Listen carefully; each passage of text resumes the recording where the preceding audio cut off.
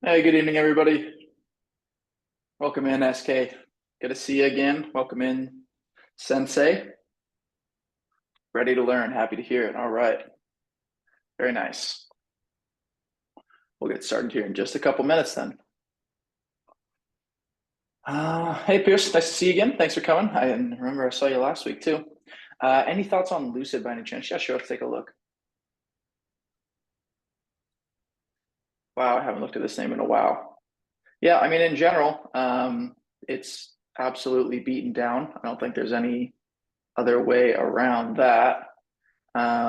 With that said, picking up a large amount of volume here in the short term. Let's just add this point of control here, 2.67 weekly point of control and see where we're trading relative to that. Let's zoom in a bit here.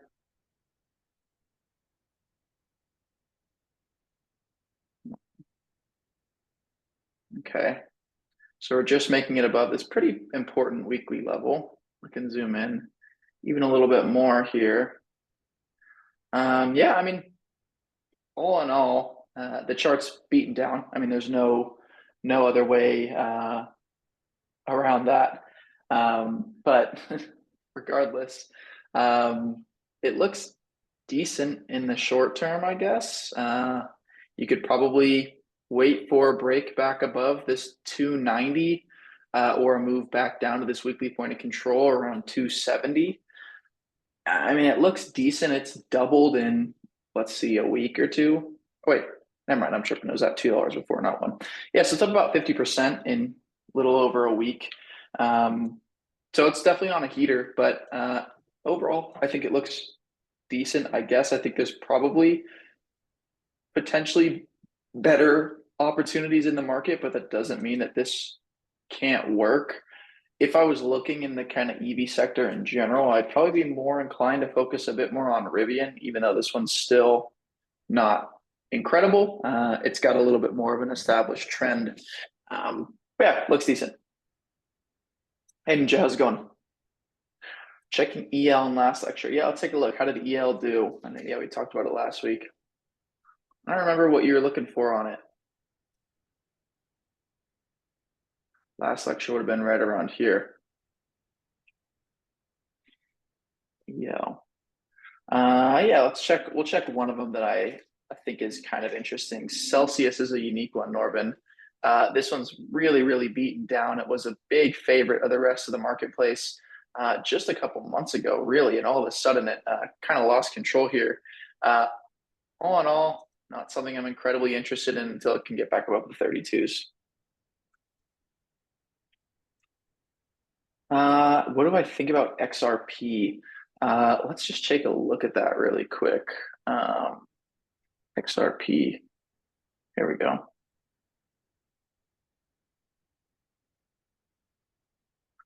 Get the bit Unix going. Let's see. XRP from a technical standpoint looks decent. I mean, I'm not really an expert on crypto here, but I mean, holding the moving average is still really strong, especially after this massive rip. I mean, I'd put money on it going higher rather than lower from here, honestly. Ethereum, yeah, a lot of interesting crypto. Let's see. Uh,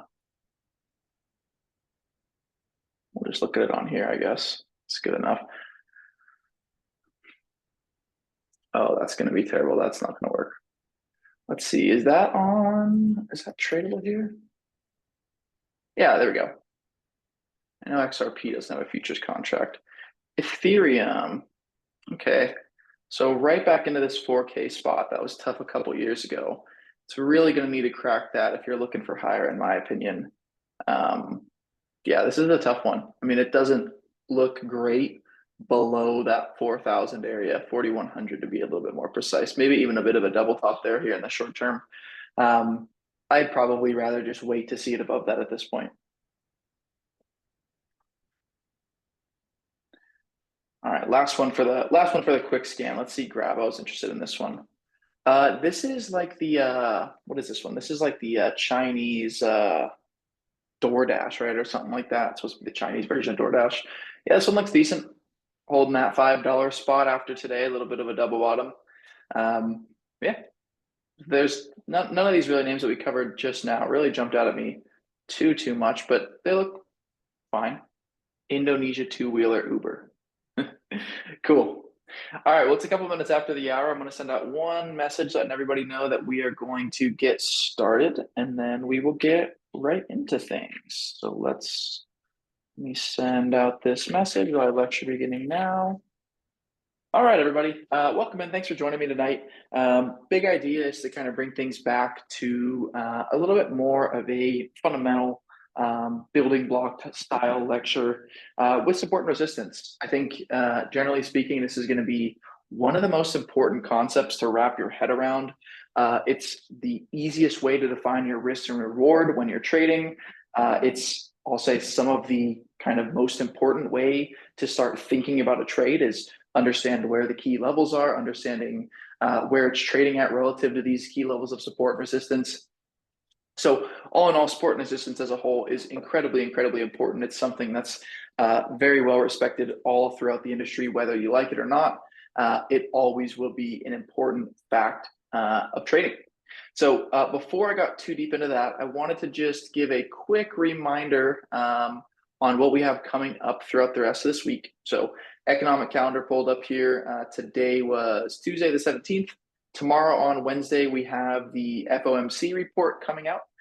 So there's going to be a press conference at 11:30 my time, or no, 11:30 my time, which is 2:30 Eastern. And then they're also going to be releasing their summary of economic projections, which makes this one a bit bigger than normal. Those economic projections come out once every quarter, I believe. They usually have about a 2-meeting gap between those two. And the summary of economic projections essentially shows how the Federal Reserve thinks some of its key metrics in terms of tracking the economy will perform throughout the coming years all the way into infinity. So that's pretty important because it really helps investors get a better idea on how we're tracking against the Federal Reserve's long-term goals and what might be guiding their policy decisions in the future. And again, as another reminder, right, the market is a forward-looking instrument. They're really looking to understand how the Federal Reserve is looking to treat their monetary supply.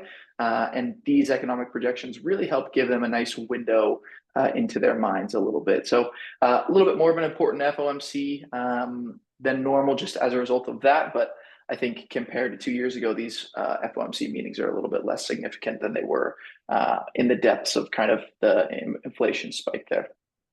Anyway, just something to look out for into tomorrow. A lot of other interesting data coming out through the rest of the week as well. We have GDP and then PCE back-to-back Thursday, Friday.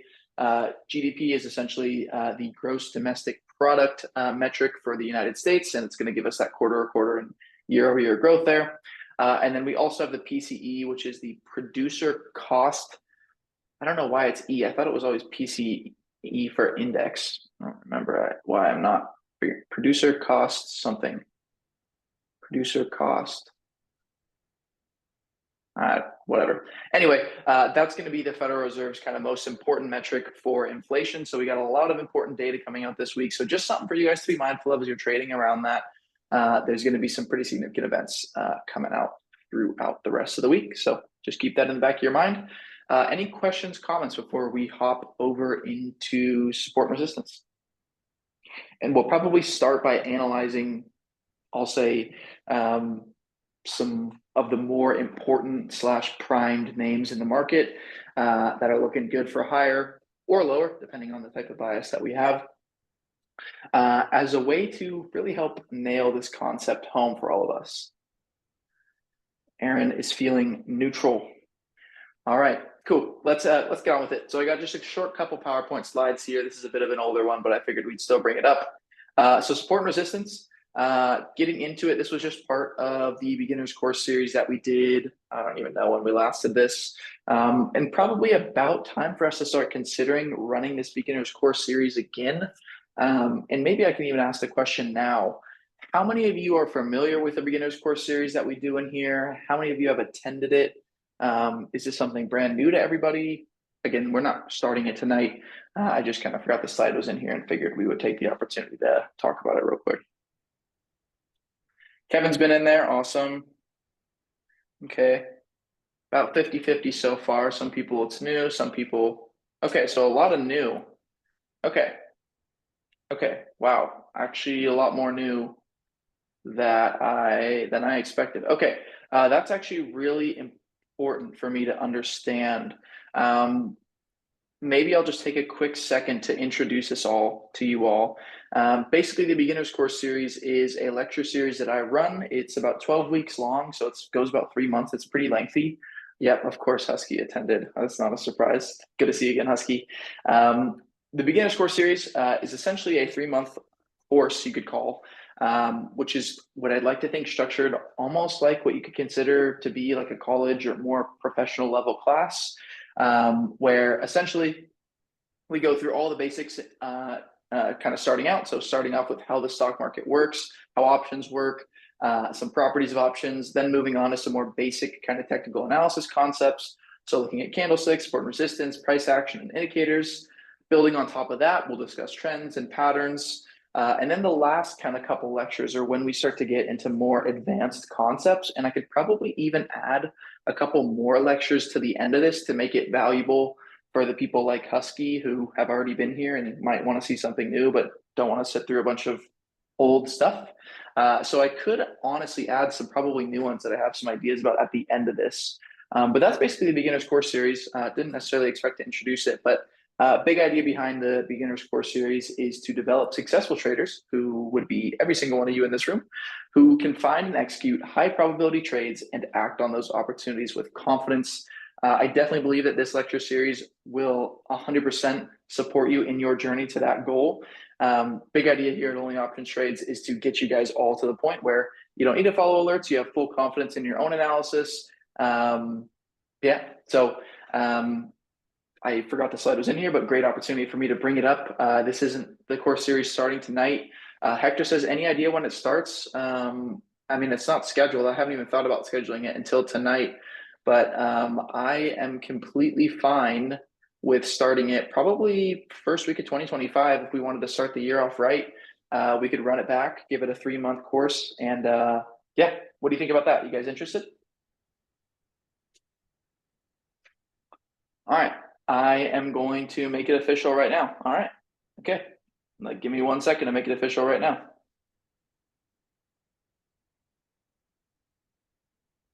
Awesome, guys. This is exciting. Let me take a screenshot of this so Archon knows all the lectures coming up and they can all be scheduled. Cool. Awesome, guys. That's exciting. So I guess this is a little bit of a preview. Yeah, Krill, tired of losing money.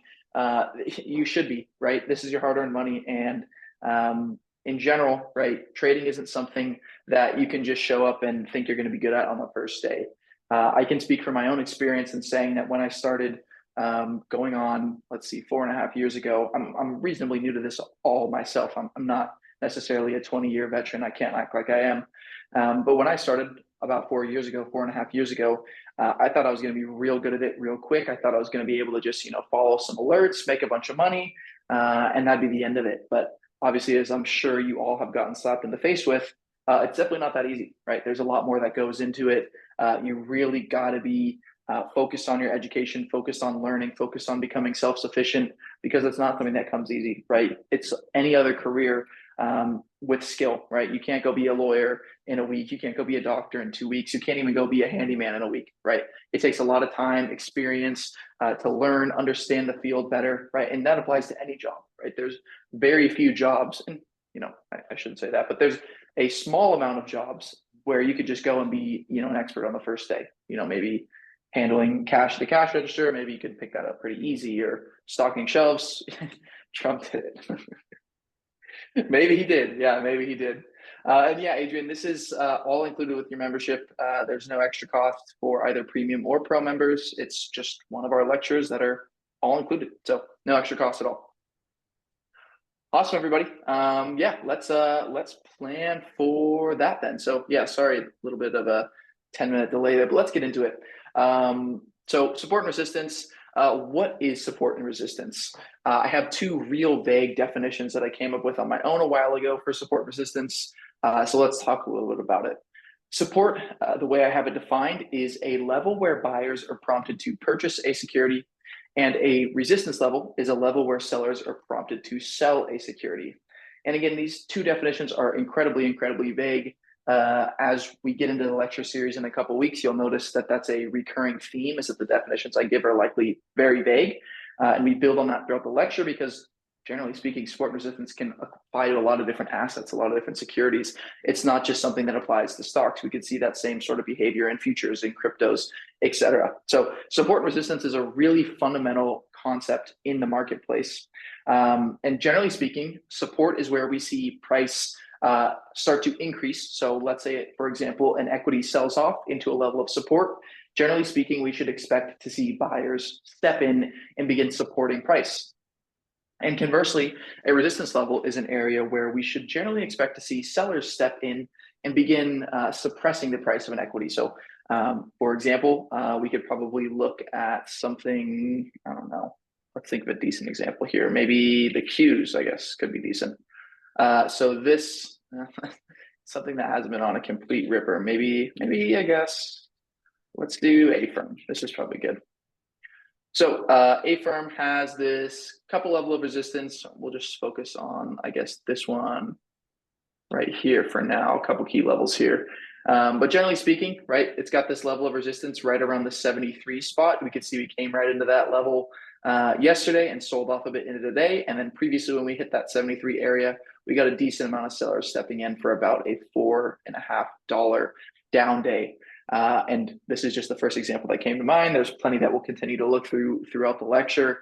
But that's the big idea, right? Resistance is where we expect to see sellers step in, and support is where we expect to see buyers step in.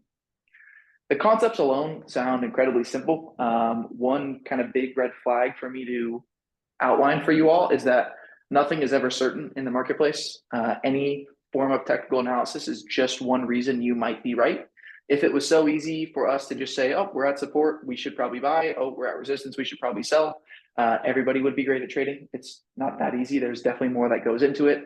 There could be an incredibly strong level of support and the market just decides to break through it because we're moving on some insane news.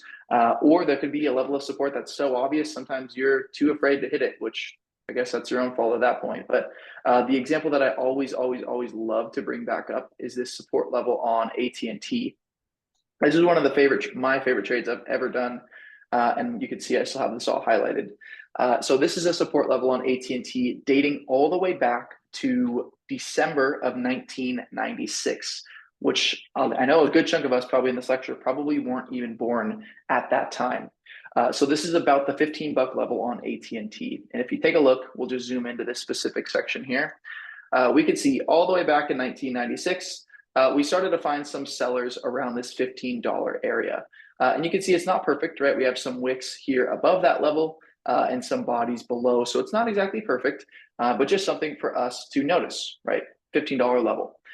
When we know that this area is key is when we come back down to this area in late 2002, retest that exact same spot and hold it, right? So here's what we have going on. We have this level back in 1996 established as resistance. And then we come back and test it back in 2002 and 2003, and it acts as support. So the trade that I structured was all the way back in late 2022 when we came back down to this level once again, tested it, and it was an incredible trade. This thing moved ultimately for about 50%, which is incredible for AT&T. This thing does not move very much. As you can see, it's gone pretty much nowhere in the past 40 years. So a 40% move is massive. I mean, that's hundreds and hundreds and hundreds of percent of a gain on leaps. So it's a disgusting ripper. Anyway, point being, support and resistance can be incredibly powerful. And the question that I wanted to pose to you all is, why do they buy and sell, right? Why are buyers and sellers deciding that these levels are the places they want to buy and sell? Does anybody have any answers or comments, thoughts? Why do we think, and I'll answer that question after this one, Pierce. Yeah, why do we think people were prompted to buy and sell? You know, why do people want to buy AT&T at 15, right? Do we know? Any thoughts? I mean, why could people want to buy there?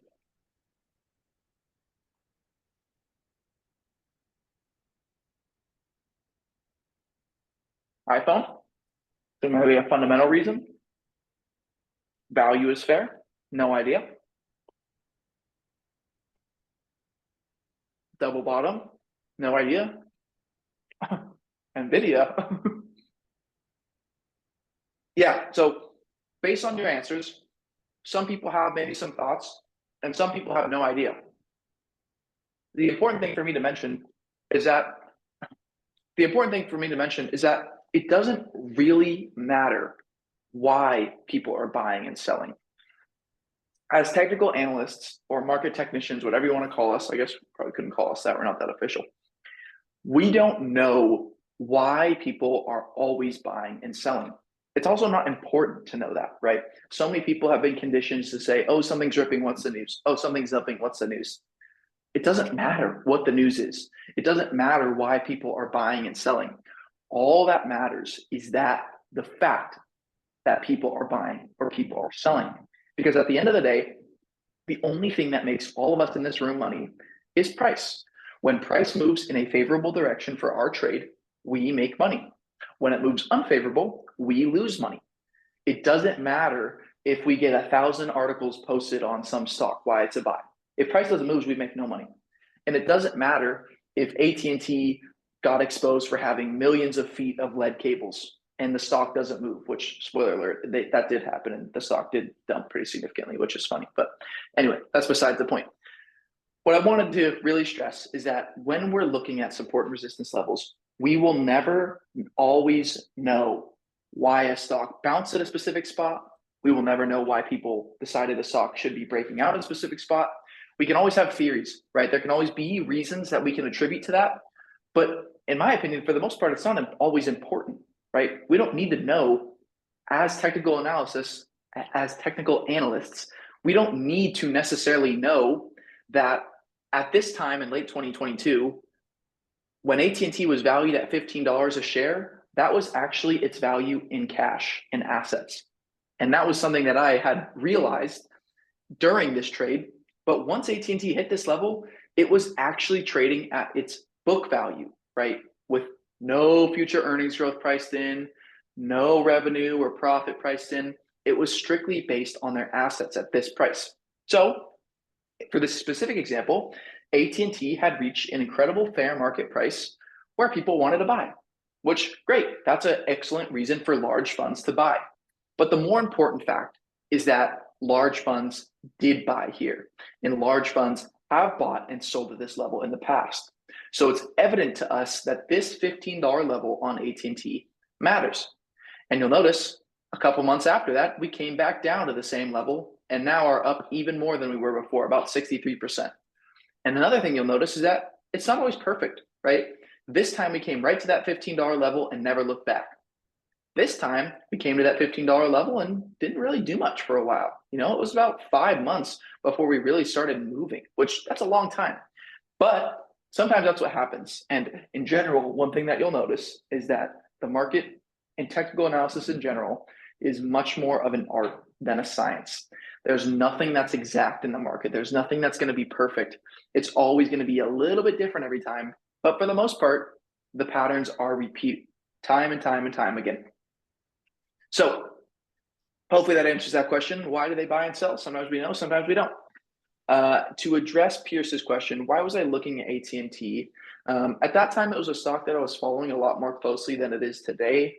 To be honest, it was something that River really introduced me into, is AT&T. And once I noticed that it had moved down to that level, you know, I was had identified that level a couple months before, and I believe I had alerts set. So once we actually approached that level, I think what I bought was like leaps with 6 months of time, something crazy like that. And I sold a good chunk before their earnings report, which was when the real gains started after their earnings report. But yeah, that was how I ended up looking at AT&T. It was maybe a little bit of luck, but kind of like a right place, right time type of thing. What is the time interval that you look for checking support resistance and the time frame that you keep for day trading and swing trading? Yeah, so excellent question. And this is something that I repeat a decent amount of times. One important thing to note is that analysis on the higher time frames is much more significant than analysis on the lower time frames. So let's say, for example, I zoom in on AT&T and I find a 1 minute level of resistance right here. Let's just say it's 23, right? That 1 minute level that we identified, or even let's just say, this is a level of resistance on the 1 minute, even better, 22.87, right? Right here, you can see we pressed up into this level a couple times, maybe some resistance there. This is a 1 minute chart. Generally speaking, things that happen on the lower time frames are much less significant than things that happen on the higher time frames. Because the other component that we didn't talk about, right? We mentioned how price is the only component of the marketplace that gets us paid or loses us money, right? If price doesn't move, typically nothing happens, right? As options traders, obviously theta happens, but generally speaking, if price doesn't move, we don't make or lose any money. We only make money when price starts to move. And the movements on the lower time frames not only are less significant, right? So we could see AT&T is having, 1-2 cent moves on the 1 minute, but the volume behind those moves is also much less significant. So looking at the volume bars here at the bottom of the chart, on average, AT&T is trading about, 50 to 100,000 shares per minute. If we look at a weekly candle, AT&T trades 205 million shares in a weekly candle, right? 205 million shares in a single week, as opposed to 50,000 in a single minute, right? So what matters more, right? What has more weight on the scale? A little tiny 50,000 amount of shares or 200 million shares, right? One of those is a massive group of buyers and sellers, and the other could be anybody, right? Anybody with a little bit of money can trade 50,000 shares of AT&T. And, obviously that's still a lot of money. I'm not diminishing that fact. That's still $10 million. But $10 million is nothing in the market, right?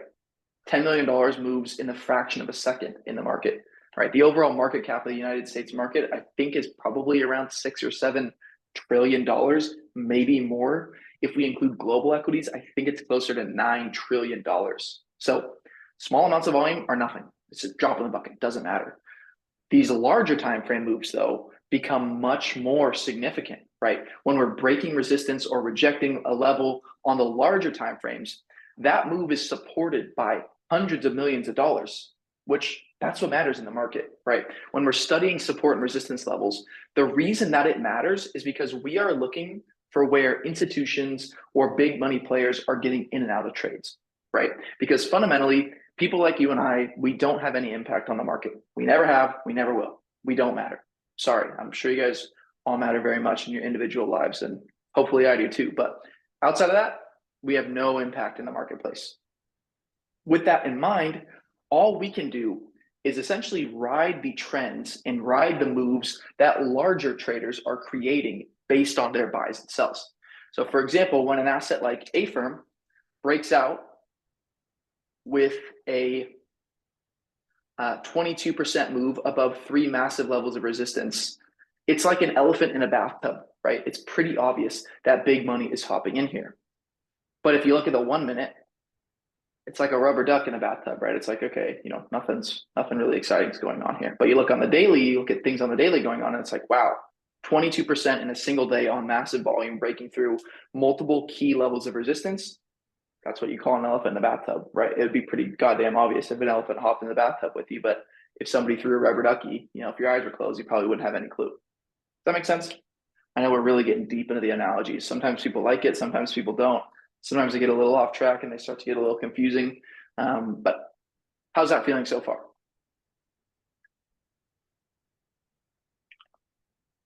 Cool. Yeah, I just realized that was an incredibly long-winded answer to your question, Rudy. Sorry about that. Cool.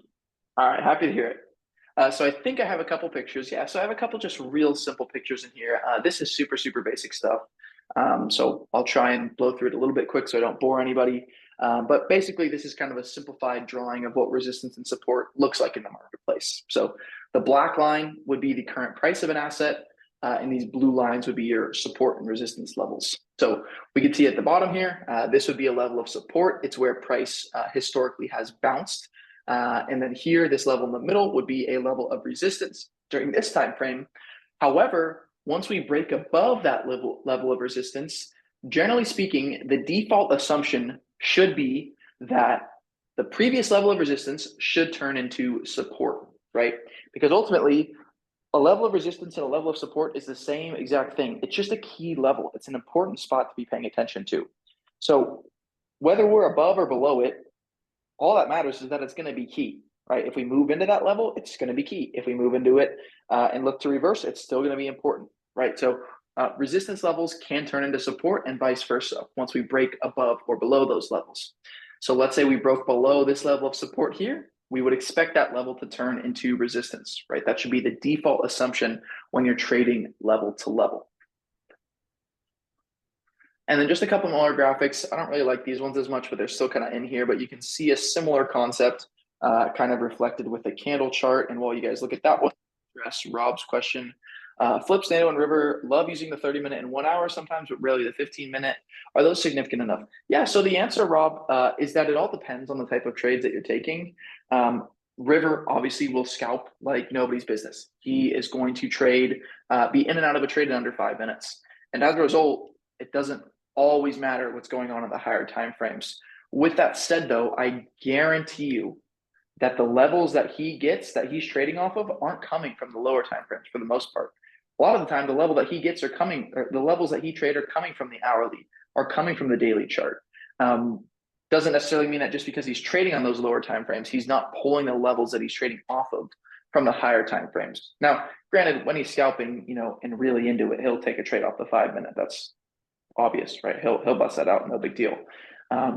But I guarantee you, if you ask him the same question, he's going to tell you that the majority of his levels come from the higher time frames, and then he'll add on some levels from the lower time frames, maybe as he's trading them or as he sees something, that type of thing.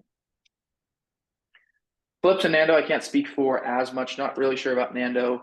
I know Flips also pays attention to like daily and 4 hour levels, but I'm a little bit less familiar on how he specifically trades. Yeah, you're welcome. Great question. All right. The last thing that I wanted to mention is that resistance and support can be a broad name. It doesn't necessarily need to be a horizontal level.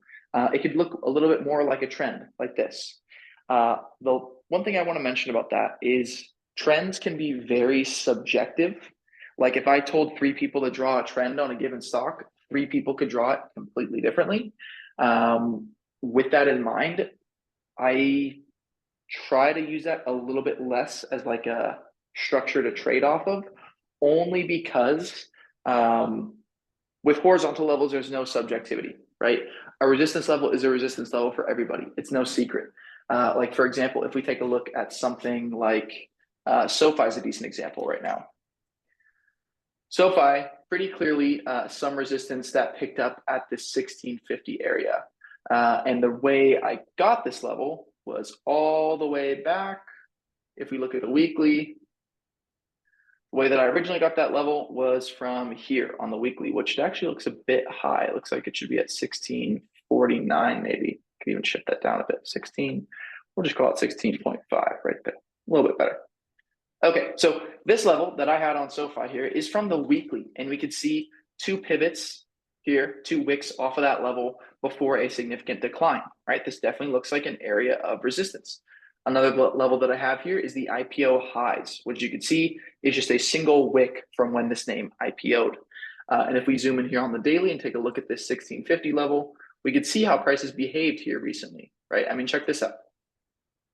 So as we were coming up from under that level, we saw sellers step in, right? And a decently sized decline off that level. Price dropped at its peak around 10% from that level. So pretty significant.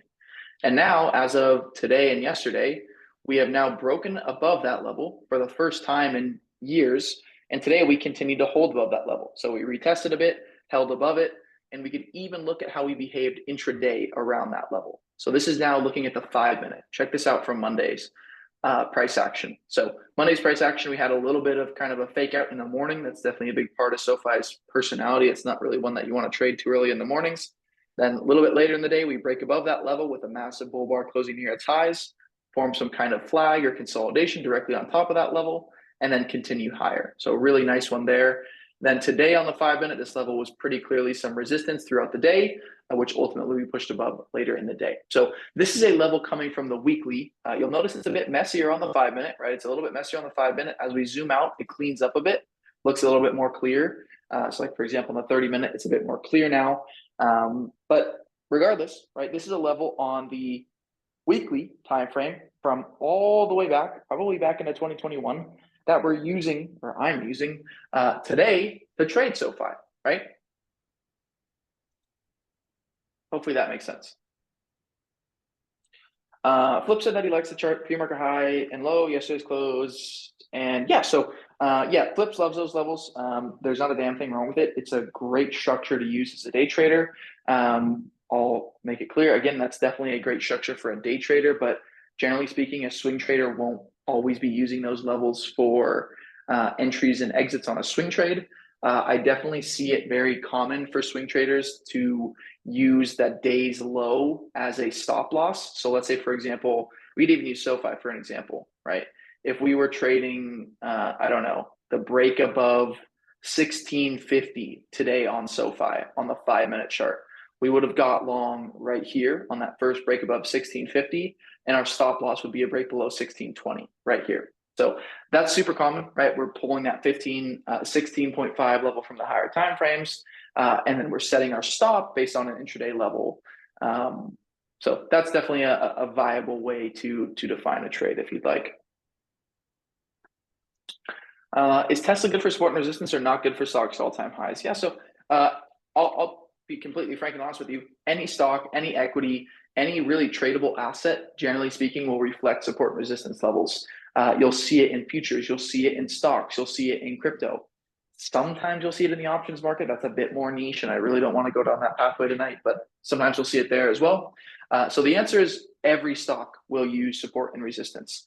Tesla is a great example of one because we're at all-time highs, right? So it's pretty difficult for us to find support resistance levels because we've blown all the previous levels out, right? We could have, the previous all-time highs, which I don't even have on here. Let's zoom out a bit and get that.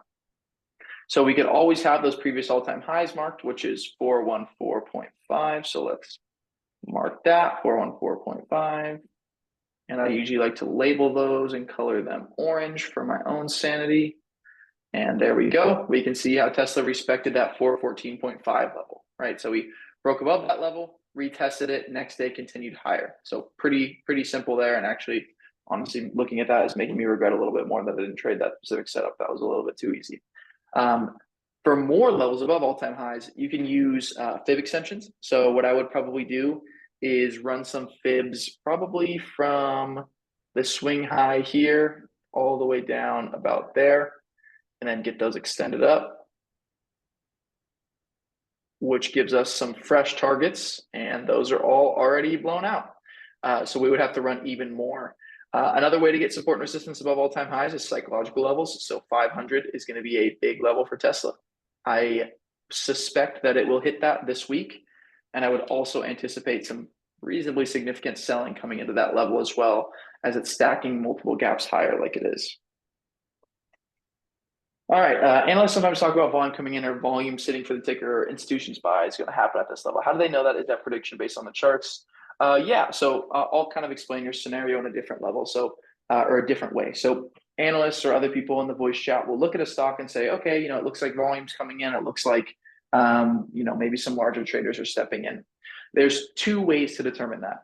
Well, three technically. The first way is going to be looking at volume coming in real time. So we can look at volume in real time on something like ES, which is S&P 500 futures, which is trading right now. If we take a look at ES, right, we'll be able to see eventually some volume coming in real time.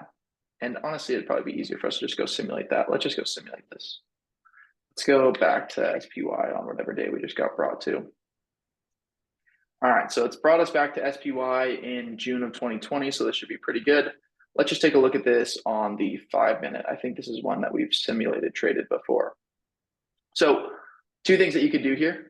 We could start looking at the level 2s at the bottom. I don't know if this is going to work. Okay, there we go.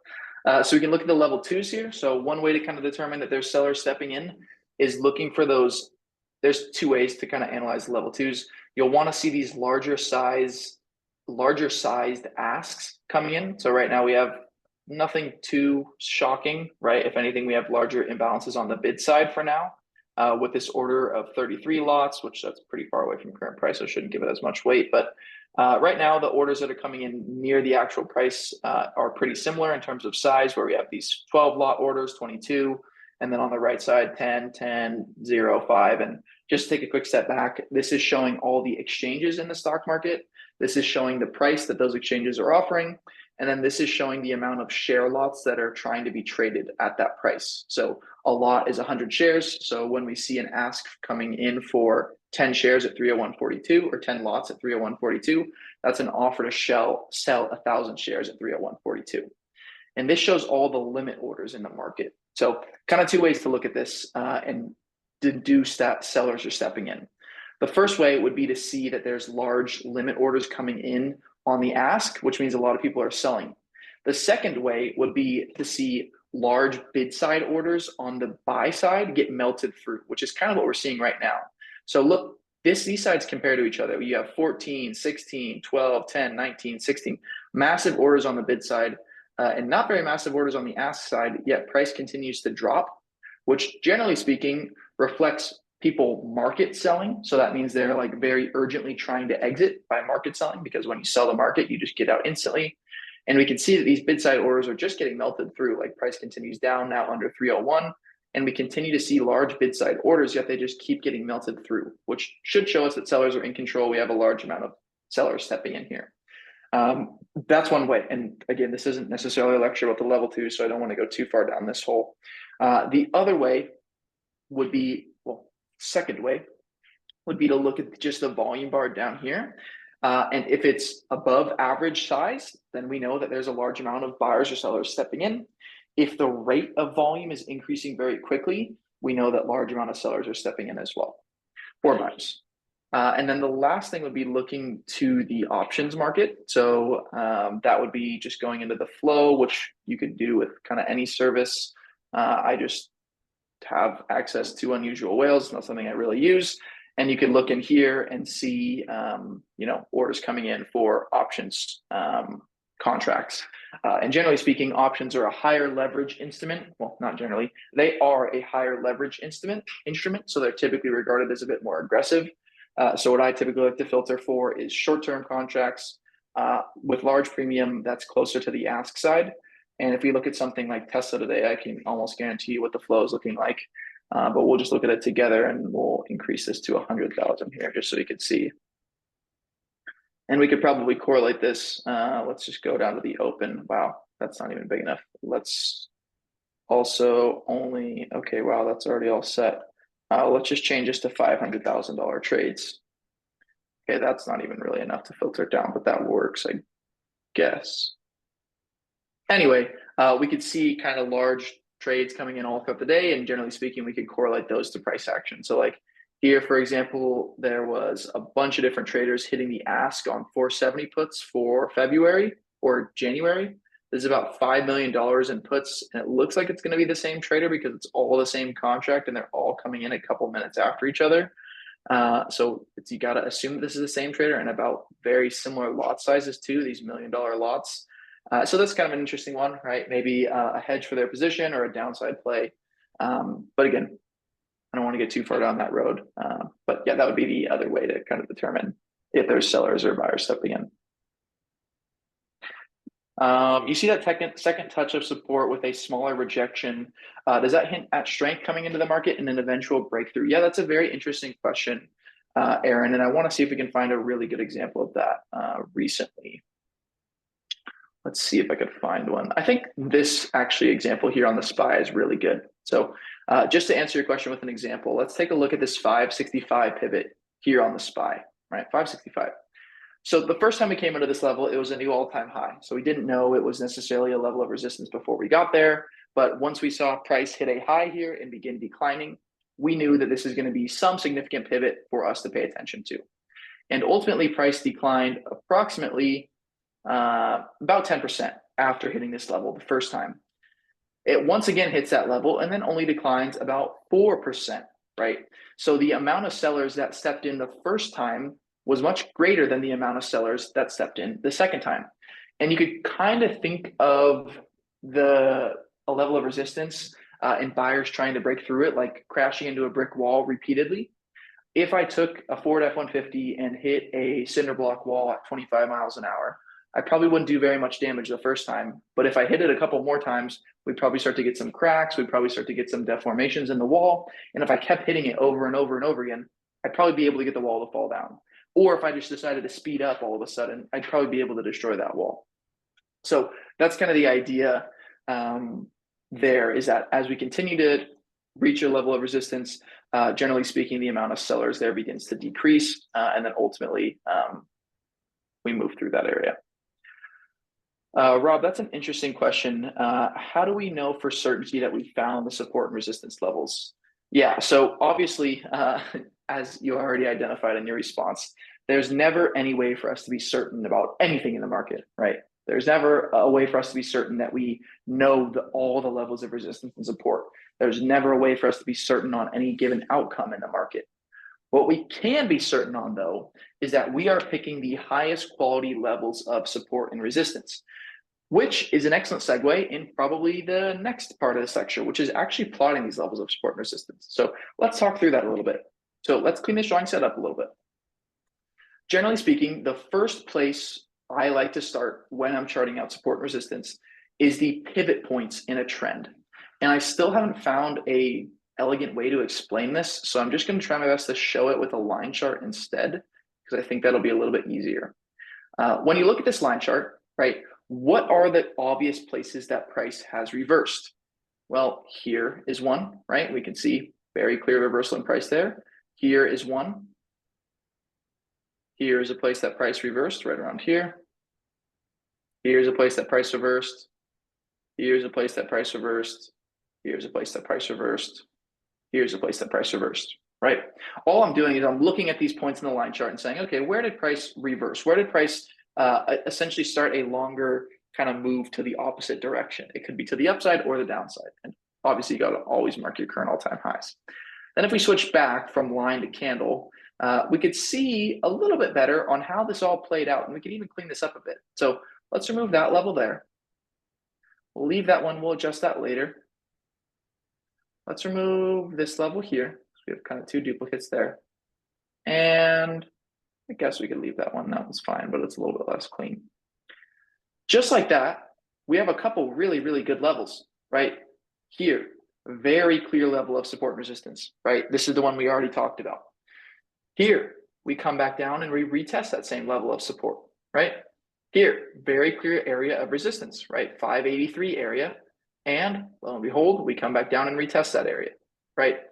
Here, same idea, very clear level of resistance. If we do make it down to that 600, you better believe that buyers are going to try and step in there, right? That's the default assumption when we break above a level of support.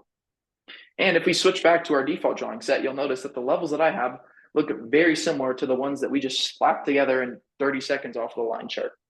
So point being, by default, I am looking to the higher highs, higher lows, lower highs, and lower lows in any trend as my default areas of high quality levels of support resistance. I never feel 100% good about that explanation, but does that make sense? I believe that was Bob that asked that question, or Rob, sorry. Does that make sense, Rob? And to everybody else, does that make sense, that explanation on kind of that first step for finding those key levels of support and resistance? This is the daily right now, Pierce. Good question. Yeah, okay, cool, Rob. Happy to hear that. Okay, so that's step number one for me in terms of finding key levels of support and resistance. The next kind of default place my mind goes is looking to mark out any previous all-time highs. So if the stock is currently below all-time highs, default is always to mark that all-time high level as resistance, right? That's always going to be a key level of resistance, 100%. If we're trading close to all-time highs, I might anticipate some levels of resistance above as well, just so I can be prepared. So I may run some fibs in advance. I may mark out, key psychological levels nearby, things like that. In this case, I'm not going to do that because it's just the SPY, so I'm not as concerned with that. But those are kind of my first two default assumptions. Now, we know these levels matter, right? The reason these levels are important is because these pivots determine what the trend of a given stock is. And a lot of traders, a lot of institutions effectively your trend following traders, right? No matter how they get to that point, whether it's through some algorithms, whether it's technical analysis, whether it's fundamental, 90, I shouldn't say some metric because it's not actually something that I'm aware of, but a large chunk of traders are trend following in some way, right? And for a technical trend, that trend begins to change when we start to break below some of these pivots. So for example, in an uptrend, we are setting higher highs and higher lows. Well, let's say, for example, we came down below this 585. This would now be a lower low, right? Because price had decreased to a lower point than it was previously, which could begin to indicate a potential reversal in price. So not only do these levels have a clear price action significance, but they also have a psychological / trading significance as well, right? Once we start to lose some of these key pivots, all of a sudden, some traders might not even go long anymore. Some traders might go short because now, okay, the trend is no longer up, right? It's no longer 100% confirmed up. So I'm going to pump the brakes a little bit on the longs, which greatly impacts the probability of us being right. So that's an important one, and that's why these pivots matter so much. A couple other things that I like to do. For example, something like SoFi, I'll zoom way out on the weekly chart and get those pivots from here, right? So here, pretty key pivot in this trend. This was a lower high when we were in a downtrend. If I wanted to mark more levels, I'd mark this level here, right? Pretty clear pivot here. I'd mark this level here just to have even more. And then even if we zoomed out more on the weekly, you can see my targets above. Is anybody surprised why obviously this 25 level should be a massive level of resistance on SoFi and also a great target if you're long-term positioned long on this thing? Anybody have any questions on why this 24, 25 level matters? It's hopefully getting more and more obvious as we continue throughout this class, but feel free to let me know if it's not.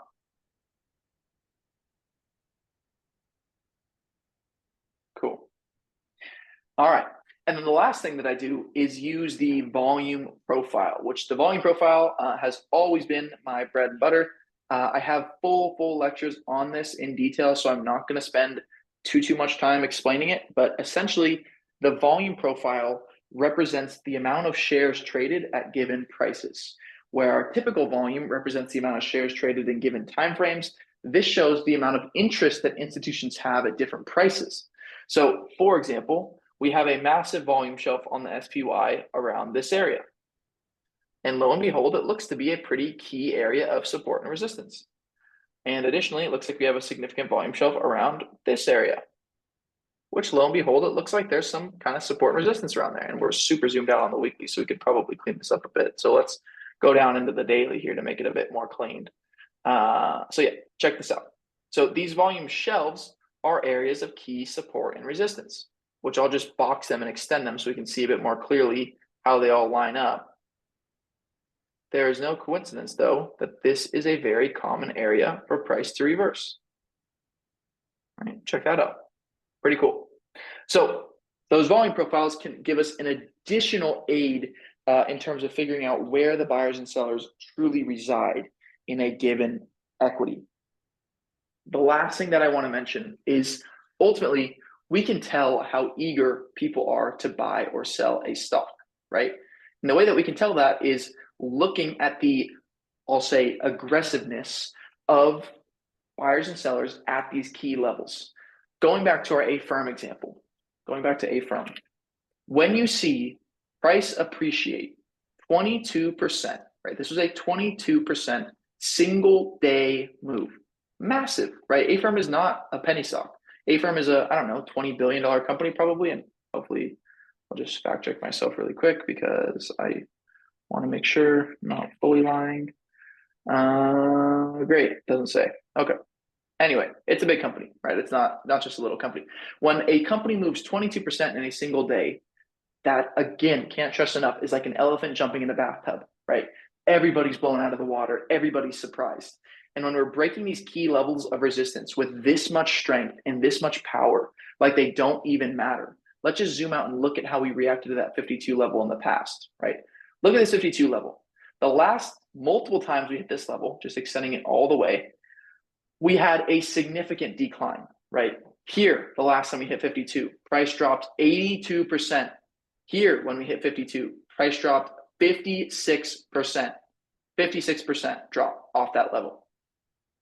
When we break a level like that in a single day with record volume, you should be getting slapped in the face like, hey, something is clearly different here. And your default assumption is that once we come back down and retest that level, after breaking out with so much strength, so much volume, you probably shouldn't be shorting, right? 22 billion. Thank you, Cruel. What did I say? Did I say it was 10 billion or 20 billion? I think I was pretty close. Either way, not important. Regardless, right? Your default assumption when you get a breakout like this, right? Significant move higher through a massive level of resistance is that it's going to get bought up when we come back down to that area, which is precisely what happened in A firm. So this sort of setup is not anything new. This is not something that only comes around once in a blue moon. We see it all the time in so many different assets and so many different equities. Literally all the time, this setup repeats. And I don't want to get into too much in trade planning today. I really just wanted to convey the support and convey the utility and the significance of support and resistance, because I promise you this concept is so important in all aspects of trading in the market. For a swing A firm, what do I need to see? To be honest with you, Norman, I'm in a swing on A firm. After today, you get this nice close on higher volume off that 70 level. I'm in a swing on A firm. I'm long on that, and I'm looking for a break of 73. And I'm also in one on SoFi. There's a reason I like focusing on these two names. SoFi, I got long, I think it was last Thursday here on this break and retest of this trend while we're trading over the moving averages. Or maybe it was here. I don't remember. I think it was actually on that rejection. Norvin, I am in, let's look on SoFi. I'm in the April 6th, what's the chain? April 17th, 16 calls. I'm in these ones right here. And then for a firm, I'm in the January 75s, I think. The January 17. Yeah, the January 17 75s. That's what I'm in. That's, yeah, you can decide to get in if you want, but I'm up on both at this point. So that's on you.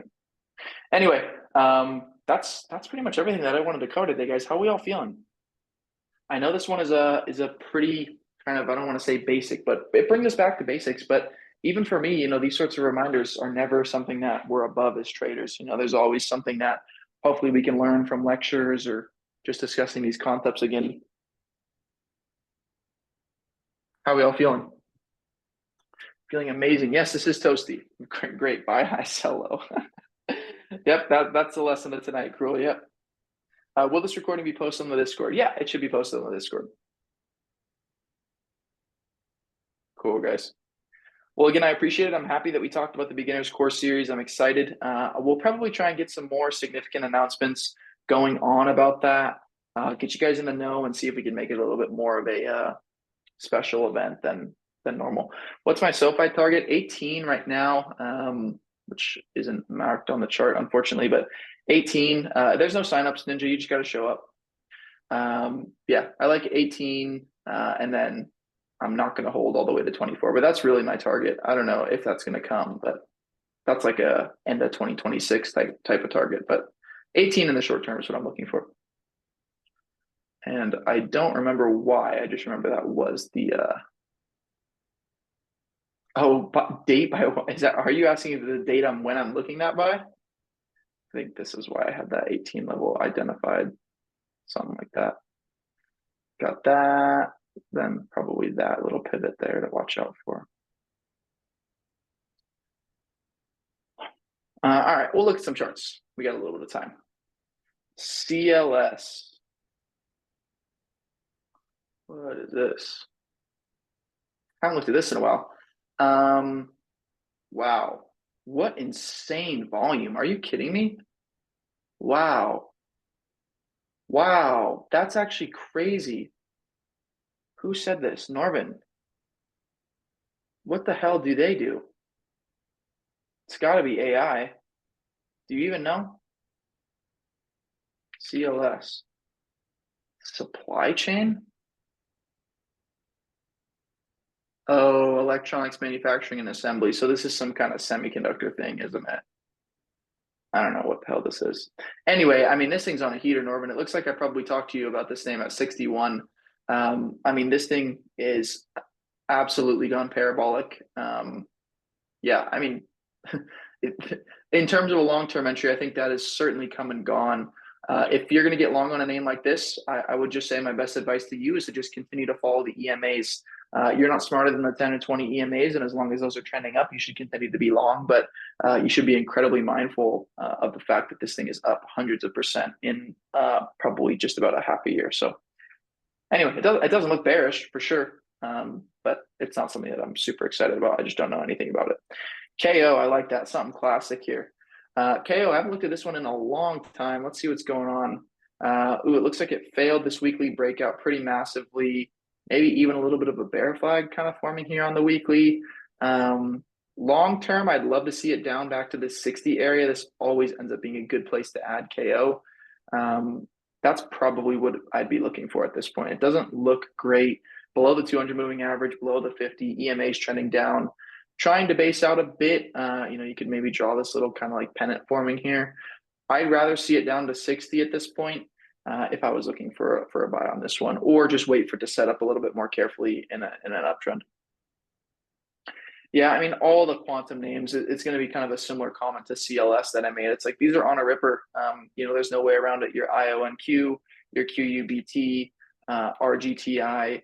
I really can't give you any like high quality trade idea on this point. The only one of these names that I actually had any idea ever about was RGTI, and I am very sad about this in hindsight. But I was waiting for this one to hit $1. It never did. But after this breakout, I was waiting for it to come back to $1. And it never did. And now it's up 1,100% because I was too scared to take a more risky entry on it. But anyway, yeah, I mean, so the answer to these is it's on a complete ripper. I mean, it's moving parabolic. I would just trade it day to day at this point, and same advice there, which is you're not smarter than that 10 and 20 moving averages. So as long as those are trending up, you got to be bullish. You also got to be careful with these parabolic advances too. They get real overblown real quick. A couple examples of that are MSTR, right? This is textbook parabolic advance here. Multiple gaps stacked in a row, massive gap away from the moving averages. SMCI, another textbook example, right? Multiple gaps stacked in a row, then reverses back to the moving averages. Tesla starting to look a little bit similar, right? Stacking multiple gaps in a row, massive distance away from the moving averages. We've seen this sort of thing before. It's not new. So you got to be a little bit careful with those sorts of extensions. I tell you right now that I'm probably not the guy to get long on a stock after it's increased 153% in 2 days, but that's just me. Adobe, yeah, let's take a look. ADB, I haven't looked at this one in a while. Oh, this is surprising. Would have thought this name would have been doing a bit better. Yeah, I mean, if I'm being honest, I think there's better trades probably in tech right now, but if it comes down to that 440, 430 area, it probably would start to get a little bit more interesting to me for a long trade. But for now, it doesn't look very strong to the upside. EMAs are trending to the downside on the weekly, just broke the weekly 200 moving average. Daily's also in a massive downtrend, gigantic earnings gap lower. This is like a power earnings gap to the downside. When you see massive gaps like this on earnings, generally speaking, the stock continues in that direction. I mean, look at just the past earnings reports on Adobe, right? Gap up, continues to move higher, gap down, continues to move lower, gap down. I wouldn't be very surprised to see it trade back down into the 430s, honestly. All right, TEM. Yeah, I mean, TEM definitely right back down to a level of support here. Speaking of support and resistance, this is pretty much the spot where you'd be really looking for buyers to hop in here right around 40. Let's just zoom out a bit. Okay, so this is a new IPO. This is interesting. Yeah, I mean, 40 is really the spot to hold here, honestly. I mean, without that, it's probably headed back down to the 23s in the longer term. But just a couple levels matter here. Really, the all-time highs in the 80s, this $40 level, and these $20. Yeah, I mean, it recently broke below that spot today, so it doesn't look great. But if we can get back above today's high around the 41 area, I would be more interested in it long. So even Norman, what I'll do is we'll log that we said that. So we'll just remember this. So when we look at it in the future, we know. We'll say long above 12, 18, 24. This is something that I'd personally take, honestly, but it's something that you could take if you like this stock, I guess. But this isn't really a setup that I'm typically trying to get involved in as a short-term trader. I'd maybe be more interested in buying some shares if I cared more about this company, but have other things that I'd like to focus on. SoFi contract, I'm in the 16s for 417. Yeah. I think I'm not in those too cheap, honestly. I'm in those around 280, I think. And what's it at now? Like 320. Yeah. So not really up on those too significantly from a percentage standpoint, only about 15%. All right, CELH. Yeah, this is the one we looked at earlier. It's just super beaten down. I'm not in the game of picking bottoms personally. I personally like to prefer buying the strength after the dip rather than trying to catch the dead bottom. So it's not something that I'm interested in longing at the present moment. However, if it got back above 32, I could get interested in that. It was a really, really kind of strong company. So what I could also get okay with is a buy back at 25 if it comes back down and retest this area. That was your IPO high there and also a pretty important level of support after the IPO. So if it came back down to 25, I'd also probably consider taking an entry for something longer term there as well. Yeah, I mean, I don't really know the reason for this decline, honestly, but yeah.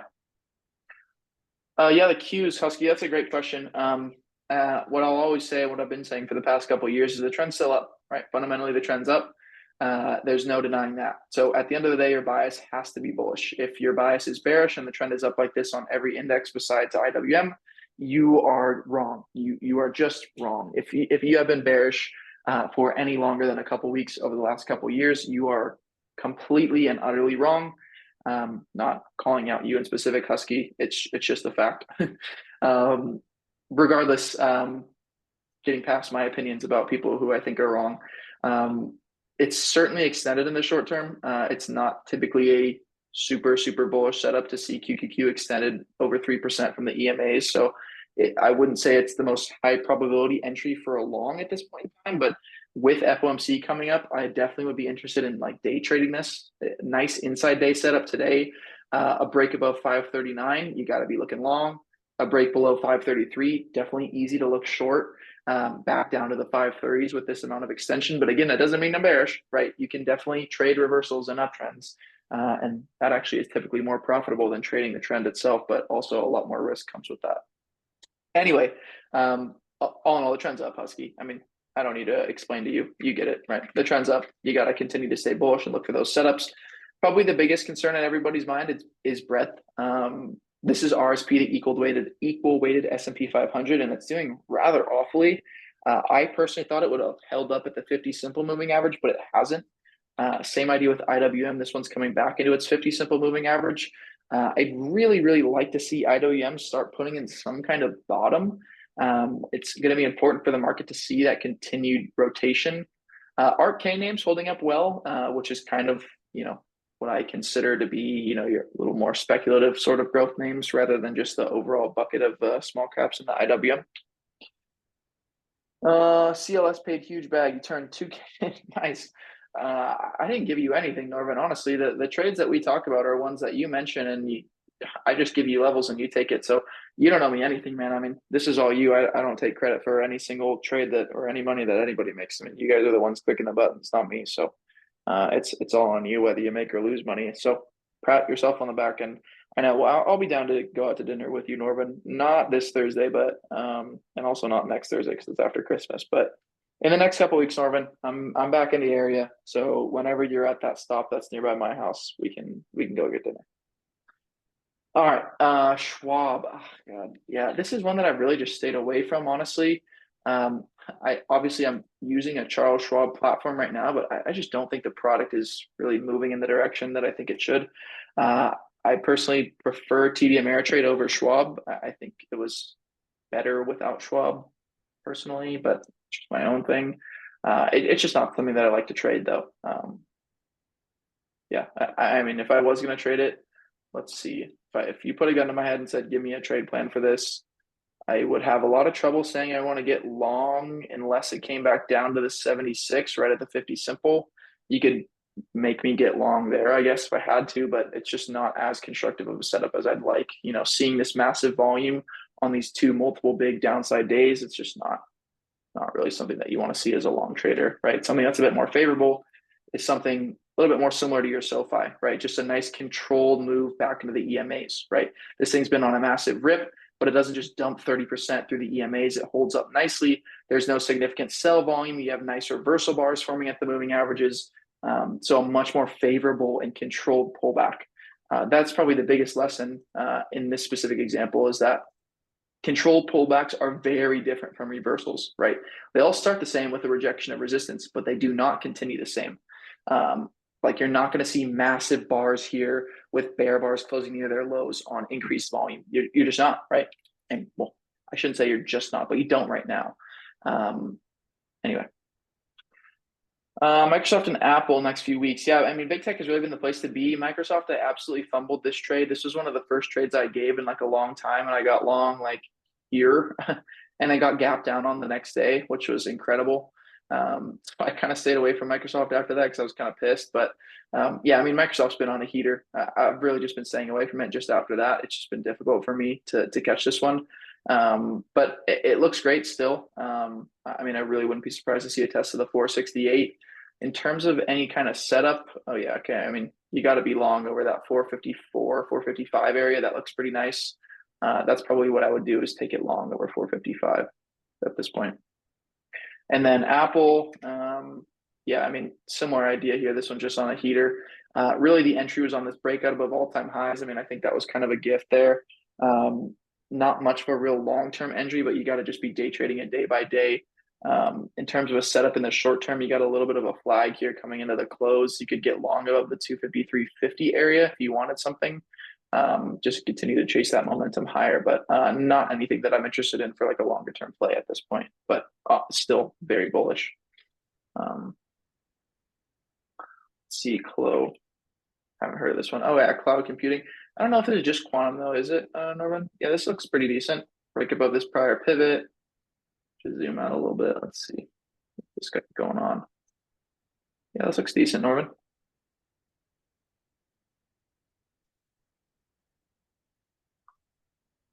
Yeah, see, this is the type of price action that you want to be seeing on a pullback. Just a nice tight flag, no significant volume on the way down, except for right there, which was a green day.